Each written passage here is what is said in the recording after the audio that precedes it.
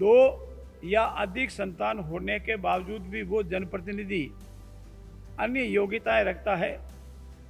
तो वो चाहे पंचायत राज का कोई भी इलेक्शन हो या नगर निकाय का कोई भी इलेक्शन हो, चुनाव लड़ने के लिए योग्य माना जाएगा। पूर्व में जो जनसंख्या का रेशियो 3.2 था वो इन 10-15-20 सालों में घटते धीरे धीरे 2 पे आ गया है। अब सब तरह से ये मांग की जा रही है कि जो योग्य व्यक्ति है, सक्षम है, जनप्रतिनिधि बनने की योग्यता रखता है, उसका काम करने का मन है और मादा भी है, पर मात्र उसकी 2 से अधिक संतान होने से वो अयोग्य माना जा रहा है।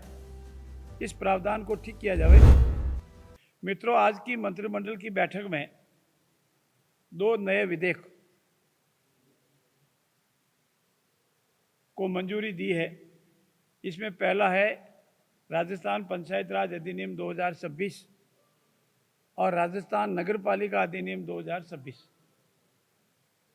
पंचायत राज अधिनियम की धारा 19 में ये प्रावधान किया गया था और तत्कालीन परिस्थितियों के देखते हुए जरूरी भी था।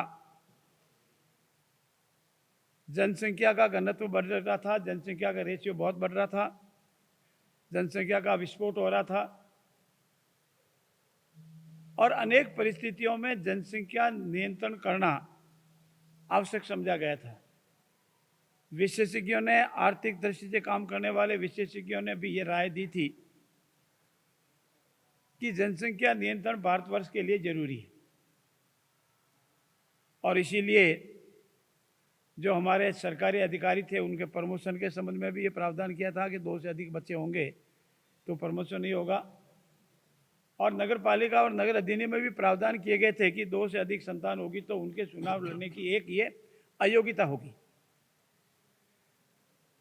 राजस्थान सरकार ने कालांतर में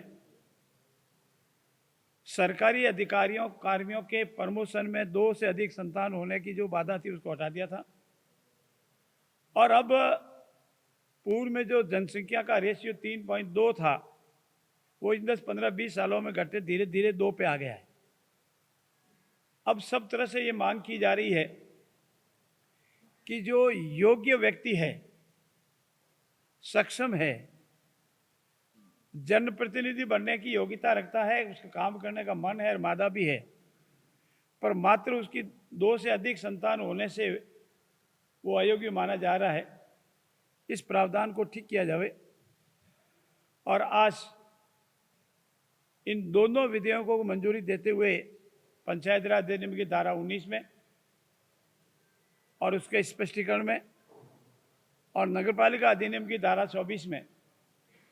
संशोधन करते 2 या अधिक संतान होने के बावजूद भी वो जनप्रतिनिधि अन्य योग्यताएं रखता है तो वो चाहे पंचायत राज का कोई भी इलेक्शन हो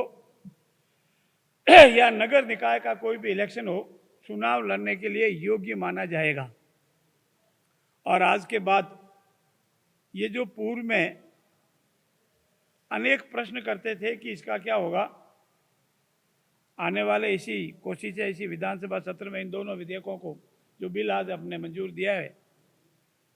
इसको कानून की जामा पहचाएंगे और ये प्रावधान जो है पंचायत राज अधिनियम की धारा 19 के सब क्लोज 4 और इसका जो एक्सप्लेनेशन स्पष्टीकरण है उसको दोनों को डिलीट करेंगे और इसी तरह नगरपालिका अधिनियम की धारा 24 में ये संतान संबंधी जो प्रावधान है अयोग्यता का उसको भी डिलीट करेंगे।